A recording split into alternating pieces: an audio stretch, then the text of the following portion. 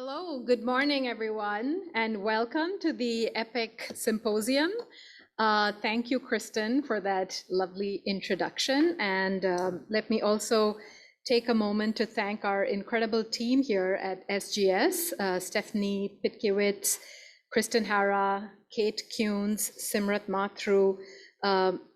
We do a lot of events at Global Studies, but this is something we're especially proud of because it really allows us to bring together our key missions of research, teaching, and community engagement. And it offers us, of course, an opportunity to collaborate and learn from you who, you work with so many students. And I think it's a really enriching experience for us to learn from you as well.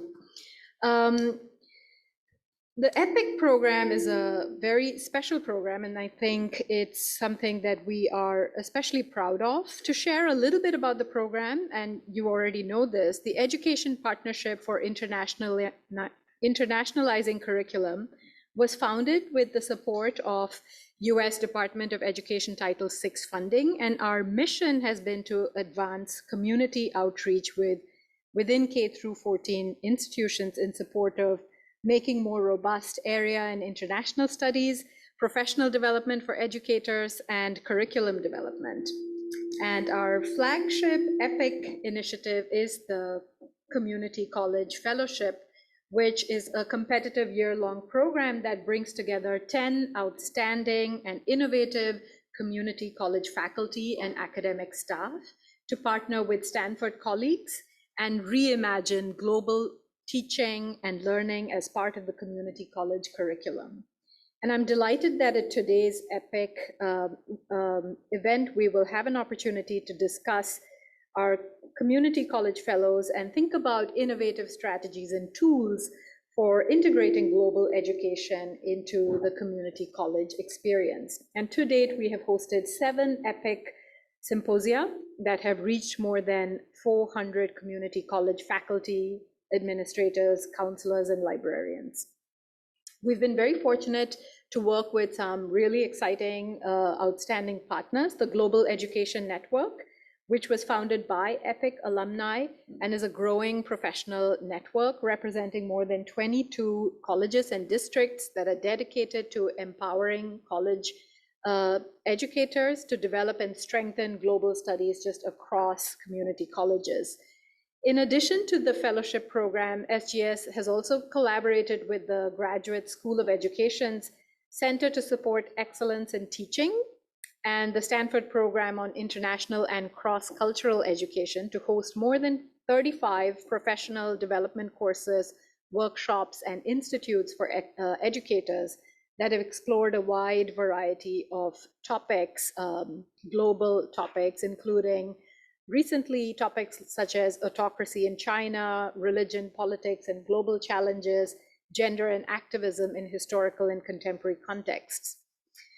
So EPIC is one of our most important initiatives at Global Studies, and another one that we're especially proud of is the Scholar Rescue Fund, which we have been working on in partnership with the IIE, the Institute for International Education. From escaping ethnic conflict in war-torn countries to fleeing oppression by autocratic regimes, there are scholars just across the world who have found their own life and their life's work in jeopardy. And for almost a century, Stanford has been working with the IIE to provide refuge to some of these scholars who are fleeing their own home nations due to crises. And this year, we're very happy to have established the Scholar Rescue Fund to support international scholars in Afghanistan, Ukraine, and elsewhere who are facing threats, persecution, and just hardship, both to themselves as well as their scholarship. And facing the possibility of arrest amidst a government crackdown on civil society, today's speaker, Nicholas Opiyo, came to Stanford in 2019 as a visiting scholar at the Center for African Studies. Since then, he has continued to fight for justice and amidst ongoing threats to his security and safety.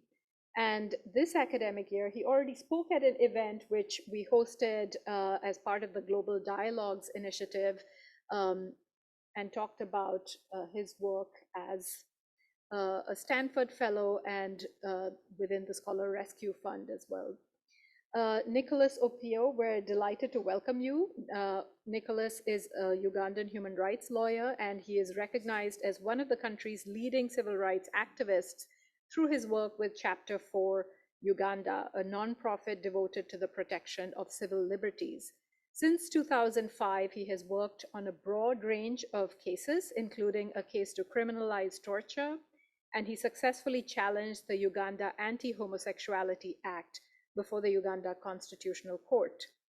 Opiyo grew up in Gulu, a city in northern Uganda, during the height of Uganda's conflict between the government and Joseph Kony's Lord's Resistance Army. As a child, he witnessed senseless violence and human rights violations at the hands of both the LRA and the Ugandan government. Moved by these experiences, Opiyo attended law school to protect marginalized citizens through the judicial system. In the courtroom, he has defended social media activists, the LGBTQ community, and other activists critical of the Ugandan government.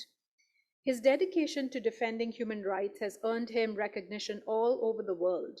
In 2022, he won the Human Rights Tulip Award, a prize given annually by the Dutch Ministry of Foreign Affairs to human rights defenders or organizations to support them in the important work that they do.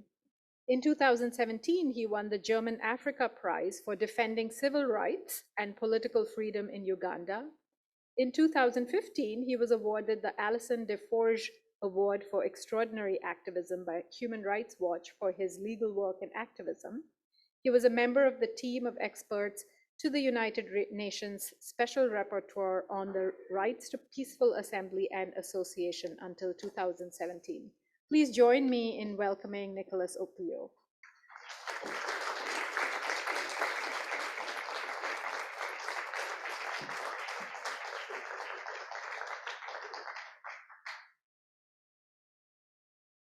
Good morning. How are you today? Great. I like to greet because in our culture, greeting is important. I must establish that you're okay before we can start. Thank you very much for a very generous introduction. I must say, normally when people ask me to introduce myself, I just tell them I'm just a lawyer. Because in fact, that is just who I am as a profession. I'm just a lawyer. The rest just don't matter. Thank you very much for having me back here. I've been here so many times that I have a lot of memories of this hall in particular and this university in general. I have been here as a visiting fellow. I've been here as a friend of the FSI and the Global Studies and Center for African Studies.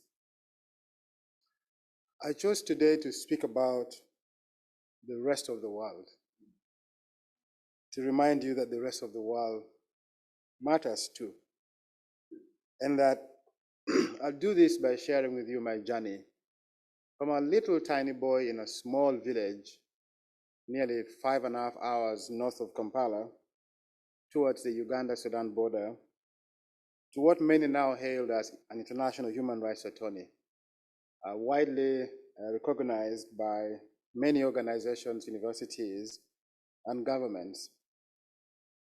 I do so really for a couple of reasons. One, I've been in the US quite a bit. And when you watch US news and listen to US people speak, Americans speak, you might think there's nothing else beyond the borders of this country. Many people in this country are inward looking, think about the US as the greatest country in the world, and when they mention about the rest of the world, it is as if it's a footnote. A small little footnote at the end of what should be an important discussion. But the second issue is, I have taught in American schools and classes. It's amazing how many American students in very prestigious universities have so little knowledge about the world. And I thought it was important to remind them through their educators that the rest of the world is important too.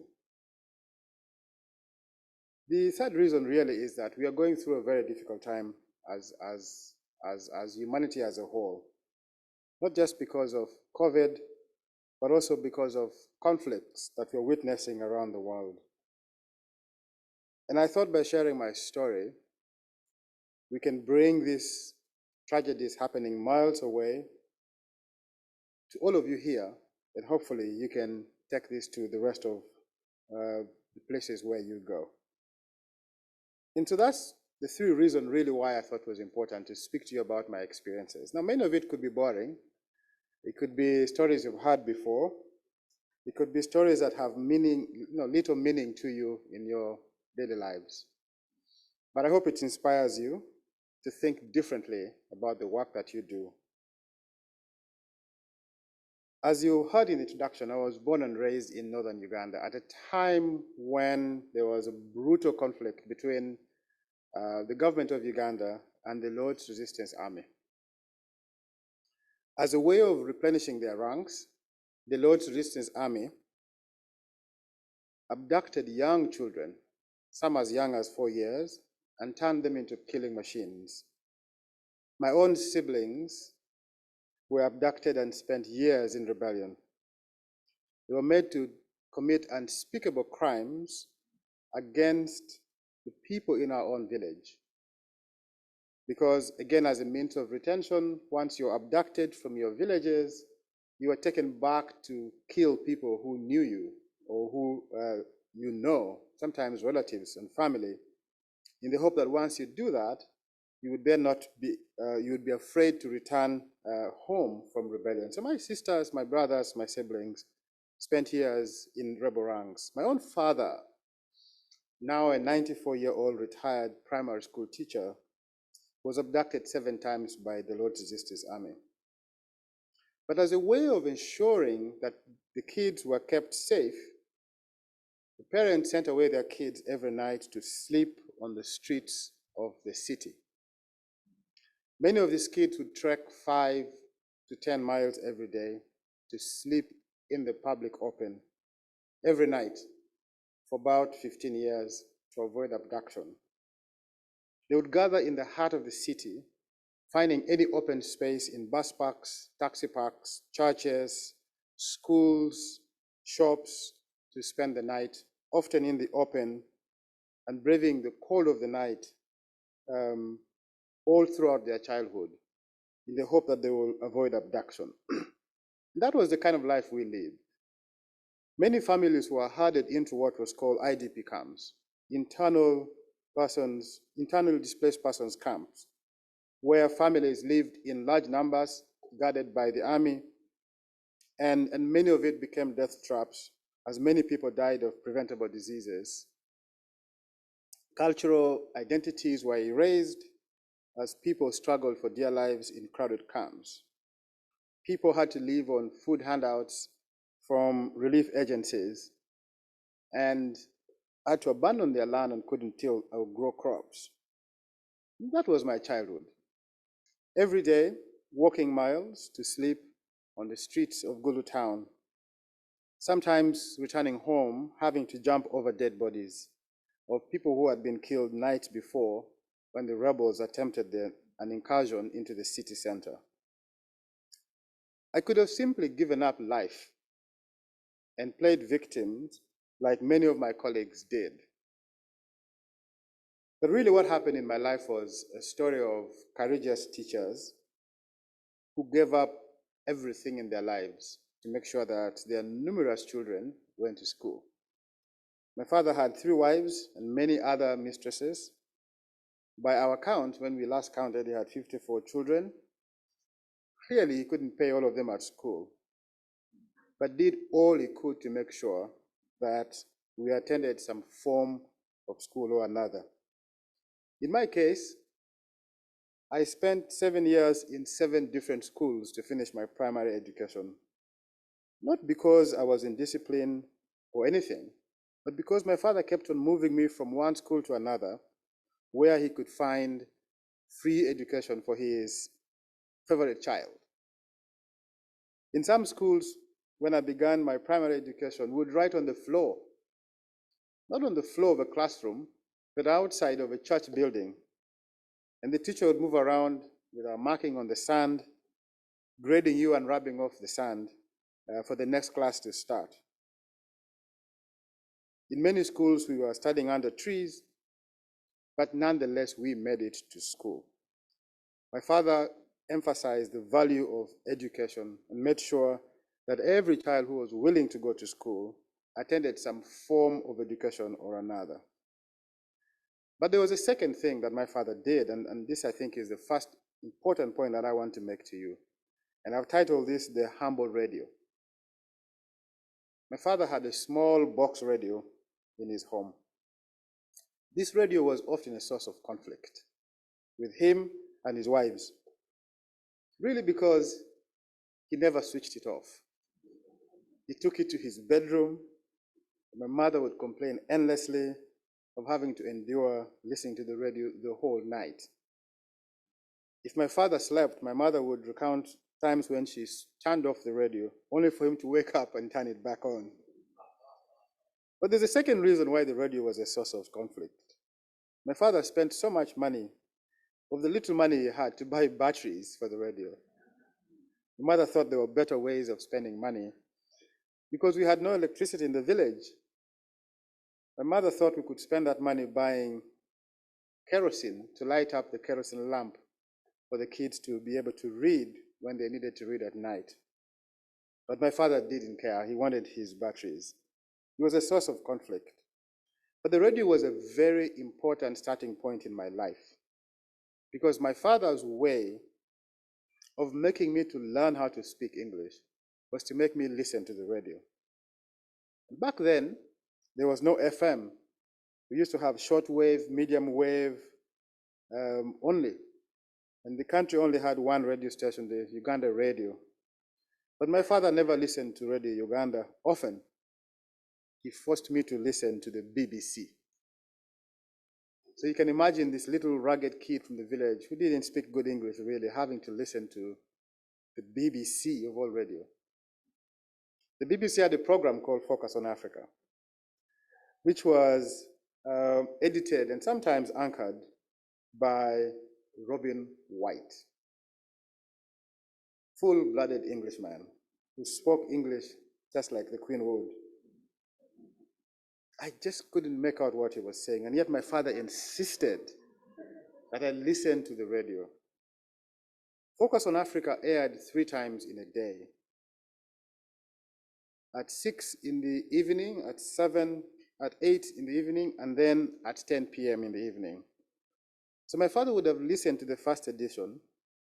He would get home before he could send us off to go and sleep on the streets, ask you to listen to the news as he took his bath. He would come back from the bathroom and ask you what was on the news. He knew what was on the news, but would insist on you recounting to him what you heard on the news. And we would struggle to listen to Robin White, Elizabeth Oyene, Chris Pickerton, all news anchors of this program. And eventually, we figured out that we could understand a news article or two and then tell our dad. He was happy because it taught us to speak English. But it did something else to us as children. It opened a gateway for us to understand events beyond our communities. It took us, at least in our thoughts, to far-fetched worlds, to listen to things that we would never have listened to, even in our primary school, because the teachers then thought these were things beyond the scope of primary school going kids. I recall vividly the discussions on BBC in the 1990s about the fall of the Berlin Wall. I knew about the Berlin Wall even before I'd left my little small village and what that meant to the world. I listened to eloquent speeches of speakers after another at the event in which the Berlin Wall eventually, at least symbolically, fell. I listened to stories about the election of the first ever African to be the United Nations Secretary General, the Egyptian diplomat Brutus Ghali. I was so proud. And even prouder because the contest for that election for the UN Secretary General pitted a Ugandan politician who was seen as the front runner, Dr. Olara Otunu, the favorite to be the first African Secretary General to the United Nations. I knew him, my father knew him. He came from the village next door. Listening to stories about his possible election inspired me to think, if Olara can do it, surely one day one of us from this village will follow in his footsteps. Unfortunately, he was sabotaged by the Ugandan government because of his opposition to President Museveni, and he was never elected. But nonetheless, a fellow African became the first UN Secretary General in Brutus Ghali. Still, it inspired me. It made me think that we were, after all, not as destitute as we think. Ours was only a matter of circumstance. The third thing that listening to the radio did for me, and again, with the benefit of hindsight, this is quite easy to articulate, was that it inspired me first to be a journalist. Because I would listen to the BBC, and there was a lady, her name was Anna Bozello, who would be reporting on the BBC from my small little town about rebel incursions in the town. And so I wanted to be Anna Bozello, to tell the story about my small village so that the world could hear and learn about the plight of our community. And so I looked for Anna Bozello. I didn't shake her hands. I didn't take a selfie with her. I had no phone. But I was able to see her at a distance. And that for me as a young boy was good enough. And I set out to be a journalist, to write about the experiences that I was going through as a child, so the rest of the world could know what was happening in my village. To tell my story, sing my songs to the world so that they could hear my voice. And for long, I harbored the ambition of being a journalist. That somehow along the way was lost, and I ended up going to law school and becoming a lawyer. In many parts, really was because I felt that there was a big difference between my lived experiences as a child, growing up in this village, lining up for relief food and having to sleep on the streets, to what I was hearing on the radio and the BBC. That there was a world out there much different, much better, and perhaps more promising than the suffering of my small little neighborhood. And so for me, it was the humble radio. Really, that was my gateway to the rest of the world, far beyond or anything else I had encountered, at least until that age. The radio has been my companion. To date, I have an allegiance to the BBC. It has many problems, no doubt, but it has many good things. I listen to it every day before I go to bed. The radio was my vessel, was my gateway to the world. It transported me, it widened my horizon, my thinking about not just the problems I was going through, but the context in which I existed as a human being in the global community.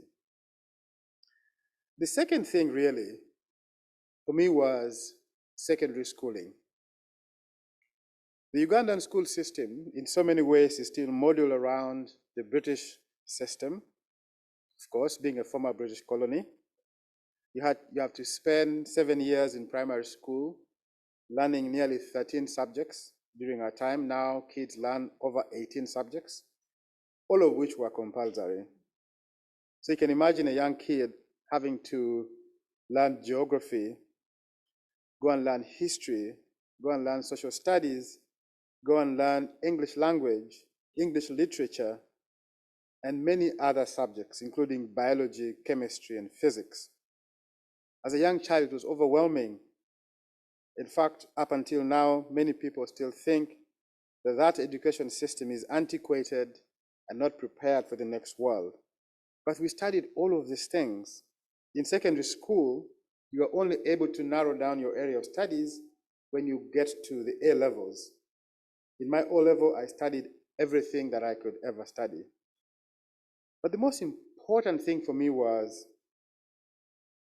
my history classes. This is a young boy who had never left his town, never been on a bus, never been on a plane. But when I went to secondary school, we began to learn history. First, our own history as a people. We learned about the Luo migration, where the Luo people who now live between South Sudan, northern Uganda, eastern Uganda, and western Kenya came from. The land of our ancestors, the great trek down the Nile in search for fresh land, for food, the struggles in that migration, the ethnic conflicts that we encountered. So we learned about our history, our people. We knew our history, the bad part and the good part of it. There was never any attempt to editorialize our history. The kids were taught about the killing expedition of many of our chiefs. The kids were taught about the acts of slavery, that our own chiefs sold our most energetic young men into slavery, first to the Arab traders, and then later to British explorers and British rulers. We're never shy about this in pointing a finger at our chiefs for their role in collaboration and subjugation of our people. For in some cases, little small things as beads, gunpowder, or even bathing soap. We confronted this history in our classes without any fear. But we also learned about brave people who fought back British colonial rule. They may have lost, but they kept the spirit of resistance in rejecting British colonial rule in our part of the country. In northern Uganda, we learned about the Lamogi Rebellion and Rota Witch, the bravest chief, the most revered up until now, who fought British colonial rule, hid his people in caves, and lived on eating bats for years until he was captured by the British and exiled in Buganda in central Uganda. We learned about all of this. And many people at the time thought this is useless. You're teaching our kids things that may never help them in life. But this gave us a true sense of our own identity, our own history, our own origin, and the challenges we were facing as a community. In many ways, it also explained the status of our society. It showed us where we went wrong. It showed us where we went right, and pointed us to places where we could do better as young children in our communities. Yes, we were taught to memorize facts. Teachers would want you to regurgitate to them in exams what they told you in class. Many of them didn't allow us to argue with them because arguing was bad. We were beaten. But once we heard these things, when we saw these things, we never unsaw them. It kept on our minds. I then went on to secondary school, again in northern Uganda. It was the best my father could afford. In secondary school, it was the remarkable transformation that transported me beyond my local history to the rest of the world. We were taught the French Revolution of 1789, Napoleon Bonaparte and his extravagant wife, Maria Antoinette. We were taught about inequality and what inequality meant and how it can breed discontent. We were taught about the art of state formation, how kings fall, how people rule, how governments govern. We taught about the role of the church and faith in governance, the overbearing role of the Catholic Church, the conflict between the Catholic Church and the monarchy and the common man in pre-1789 France. We learned about the fall of Napoleon, his defeat in the Battle of Waterloo. Now, when I travel to Europe and drive through Waterloo, I can have a good visual sense of what I learned as a child in secondary school. But we also learned about the struggles of other African countries, the struggle for independence. People like Ben Bella in West Africa, who stood up to French rule in West Africa, or Abdel Nasser in Egypt, or Tom Mboya in Kenya, or Patrice Lumumba in then Zaire, now the DRC, who were exposed to events around the world. And now looking back, these values of the fight for justice, the fight against inequality, that now drives me in my work every day. That is the bedrock of my conviction, really must have started when I learned about the French Revolution, the fight against African domination by the global North, or indeed the injustice that post-African independent leaders suffered when they stood up to new colonial tendencies of Western governments. These values were planted in me right then. It was then that I first heard about the rights of man, the importance of protests, and how protests can change status quo, can challenge injustice. It is in many ways a debt of gratitude that I owe to my teachers, many of whom were unassuming individuals. Up until now, when you meet them, their fate in life has not changed much. They still dress in that second-hand, thread-thin shirt. But when they begin to speak at their beer places, teach the entire village about the rest of the world. These experiences taught me that we may be located in one place, but our fate and really our fortune is tied with the fate and fortune of many peoples across the world. And that is thus important to begin to imagine a country beyond our small little villages. In my case, school and radio did that for me. And indeed, the hands of many people came together to make sure that my otherwise poor father would send me to law school and make me study. Now, when I speak at the platform at the United Nations or stand at the German Foreign Affairs Minister's office to receive the German African Prize, or indeed stand at the Dutch Foreign Affairs Ministry to receive the Tulip Human Rights Prize, I reflect on this journey very, very deeply. Not just as what got me there and inspired me to hold the values that I hold, but also as the building blocks of what has become values we all must cherish. From the place where I stand, therefore, your location doesn't matter. Your geographical place in life doesn't matter. What matters is the values that you espouse, the things that you learn. And that there's no better place to do this than in schools. Let me share with you 3 cases I did that in many ways explain the importance of these values in my life. The first case really is a case that was decided by the Ugandan Constitutional Court in 2014, the challenge against the country's Anti-Homosexuality Act, a law that had been proposed in 2009, inspired largely by American evangelical groups and their local collaborators, that targeted the LGBTI community simply because of who they loved, simply because of how they identified. But the law did something else. It criminalized any service provision to the LGBTI community and required that teachers, doctors, parents who suspected that anybody was gay or lesbian or trans should report to the authorities, and failure which that person can be subjected to criminal prosecution and even imprisonment. It provided for the death penalty for anybody who was found to be involved in same-sex conduct and outlawed same-sex marriage in our country. When this law was proposed in 2009, there was a sudden increase in violence or reported cases of violence against the LGBTI community. The media became more toxic. Tabloid press began to publish photographs of individuals who they suspected were members of the gay community. calling on people to go and hang them. They put people's photos, people's names, people's addresses, and indeed many people faced life-threatening attacks.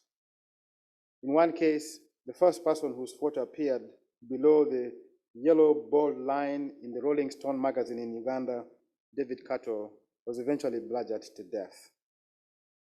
We mounted a challenge against this law, first organizing to oppose the proposed law in Parliament in 2009 under a coalition called the Coalition for Constitutional Defense in Uganda. I may have got the name wrong, but that coalition mounted campaigns to stop the law from being passed in Parliament. We failed, and the law was eventually passed in 2013 in December. It was presented to the country as a Christmas gift that the country had wanted all along. The law, in fact, was not addressing any pressing concern in the village, but was simply a manifestation of the religious bigotry and the rising influence of the Christian fundamental groups on the state in Uganda. Nonetheless, the law was passed. It was a very popular law. As soon as the law was passed, we filed a court case in court to challenge this law. At the time, I was serving as the National Bar Association Secretary General, fairly prestigious position in the Law Society, to which I had ascended upon election and served for nearly a year and a half. The Uganda Christian Lawyers Group in the Law Society came together, mobilized to kick me out of the Law Society. They argued that their leader could not be seen defending homosexuals and therefore should be kicked out of the Law Society. And they did. Many times when I was walking on the streets, I was confronted and nearly beaten by mobs who said I was an agent of foreign power and that I had been paid by Western gay leaders to lead this case in court. In some instances, people walk up to me and spat in my face. People were involved in hate mail and all kinds of things. And by 2014, I can tell you physically, the farthest place I had traveled was from my little small town in Gulu, 4.5 hours to the city. I'd never been to the West. I had never been to a Western university. I had studied all my life in Uganda. And so for me, I began to think that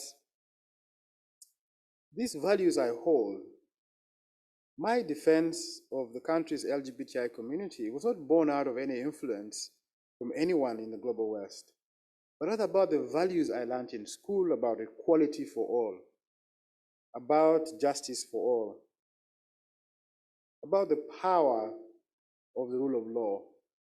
It had never been about traveling out of the country or being influenced by any white imperial power. It was rather about my belief in equality for all, the things I had learned in school.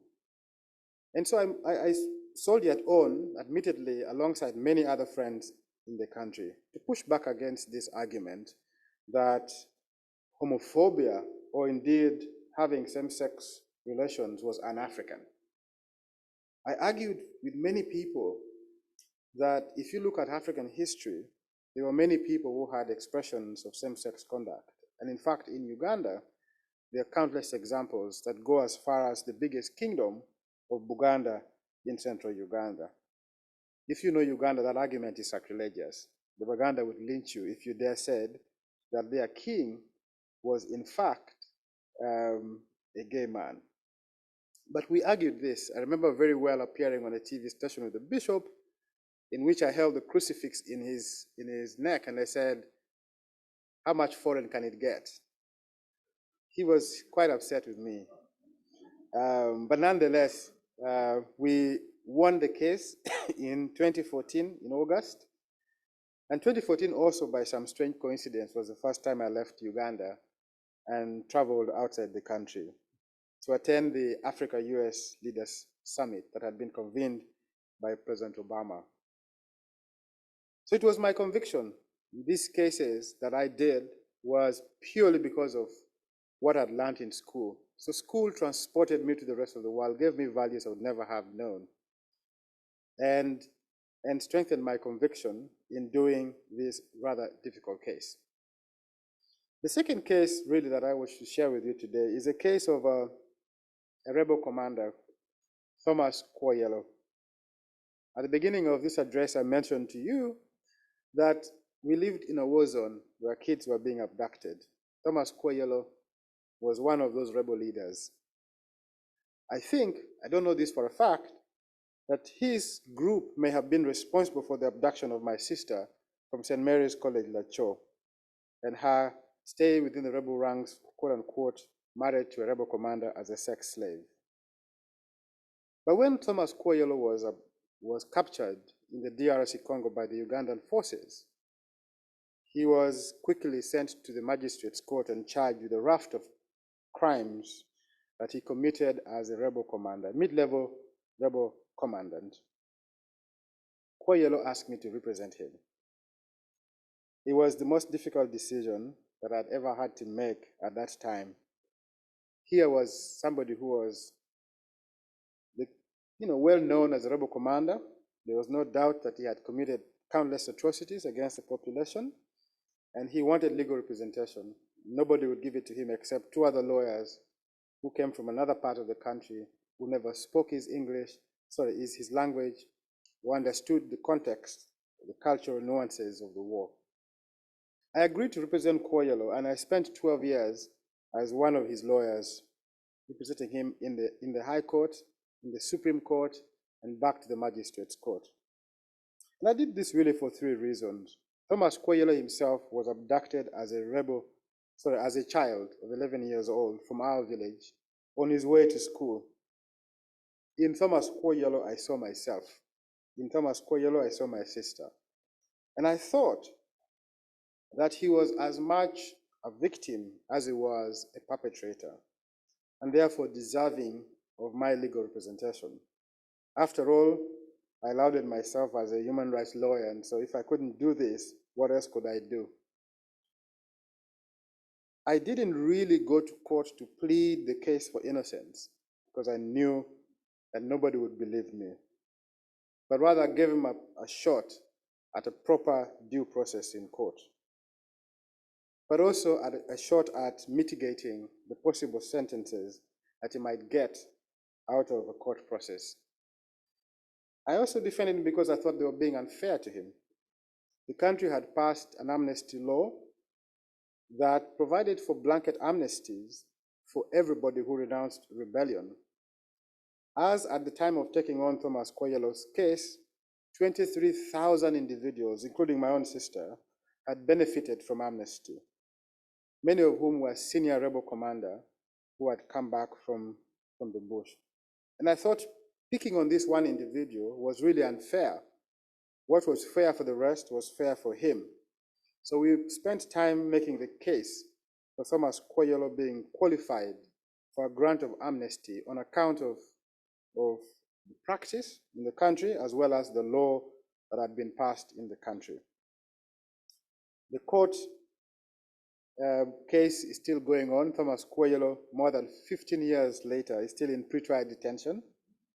His case has gone from the Magistrates Court to the High Court, to the Court of Appeal, and to the Supreme Court and back. After 12 years, I was tired. It had drained my resources. I withdrew from his case, but Thomas Kwoyelo is still facing a possibility of trial in the High Court for crimes committed. And I thought to myself, this is harsh to my sister. This is harsh to my family. But I thought again that the values for which I stand were more important than my own personal sentiments, and defended Thomas Kwoyelo. Even though I believe that the law on amnesty for grave violations of crime is really untenable, I still thought that Thomas Kwoyelo deserved his time in court, due process, and proper legal representation. All of this was because of the values that my teachers instilled in me and values for which I still live. The third case is really a very simple case, and a case of a university professor. And since the university professor is here, allow me to share it. The famous Ugandan university professor, now in exile, in Germany, Dr. Stella Nyanzi. If you haven't read about her, please go and read it. She is a trailblazing Ugandan medical anthropologist, feminist, and a strong supporter of the country's LGBTI community. Dr. Stella Nyanzi left her prestigious job in London to come back to Uganda to teach at the country's oldest university, Makerere University. When she came to the university, she faced injustice. She was locked out of her office on account of a difference with the director of her center, Professor Mahamoud Mamdani, a well-renowned writer from Columbia University who had taken a teaching place at Makerere. Dr. Stella Nyanzi stripped nude, naked, in front of the whole press and country, fluffing her breasts to the country and telling people an injustice was happening at the university. She was promptly arrested, dismissed from the university, but took on another campaign, the campaign to ensure that every school-going girl in Uganda is given sanitary pads to address the problem of early dropouts from school. So powerful was our campaign that during the presidential campaigns, the candidates took on the issue and promised every school-going girl pads. After the election, President Museveni won the election. Some people in Uganda think he didn't win, but he was declared president. And when he won the election, he appointed his wife the Minister for Education. And the first thing his wife did was to tell parents, buy pads for your own daughters. If you can't get pads, get cotton wool and pad your daughters with it. The government cannot buy pads for your kids. And so the university professor picked up her activism tool again and began to campaign for this issue to become a national issue, authoring poems that, among others, called President Museveni a pair of buttocks. In some of her poems, she wished that Museveni's mother would have strangled him in her vagina at birth. She really used very sexual language to capture the attention of the country. But she was promptly arrested and sent away to jail. When she was making a presentation about sanitary pads in a social club, a Rotary club in the city, she was abducted. Nobody knew where she was. She spent days, were able to locate her, but as soon as we located her, she was promptly sent away to jail and accused of annoying the person of the president. Dr. Stella Nyanzi never wavered in her belief of the equality for women, the preservation of the rights of the young going schoolgirls, and spent 18 months in jail. She was eventually acquitted after she had served the sentence. Quite the irony. On the same day she was supposed to leave jail, the same day the higher court overturned her sentence. She had served 18 months in prison. Defending Dr. Stella Nyanzi was really a case standing up for the freedom of thought at universities, protecting the rights of activists in our country, primarily because we know that at this time in our country, the most important people, in fact, the only people that are free are university professors who can talk about ideas within the university, teach young people about the rest of the world, and eventually make the country we all wanted. These three cases, really, I share them to exemplify how, in practice, I used my knowledge and my belief that I had acquired in the time I was in school to be able to defend and stand up for some of the most difficult cases. It also showed me that the power of ideas may be far away from your locality. You might feel removed from it. You might think that the problems in Afghanistan, in Ukraine, or indeed the autocratic rule that is emerging in Uganda by a leader who has been in power since Ronald Reagan, or since I was a 6-year-old kid, doesn't matter to you. In fact, it does. It does in many ways, not just because it's the power of ideas, but also because of the role of the US government in our country. As you may know, a few days ago, the US government authorized the deployment of troops in Somalia, again, after nearly over a decade of being absent on the ground. The people who kept that war alive, who held back the Al-Shabaab, were Ugandan soldiers with the support of American taxpayers. And so what's happening in Uganda, what's happening in Somalia, it's not some far-removed problems. It is also your problem. I think all of you must care very deeply about the rest of the world. It is in your self-enlightened interest, over and above anything else, that you should care, and that you should make sure that the legions of students that you teach, you mentor, you encounter, learn and know about these things. We are, after all, a part of a global community. We also matter, even if we are ragtag. If you don't take care of people in the DRC Congo, surely Ebola will show up at your doorsteps. If you don't take care of the destitute children in the Sahara Desert, a few people will wash up in your shores, dead in their futile journeys in the ocean to come to your country. So the rest of the world matters. It matters so deeply. Don't forget this. Thank you very much.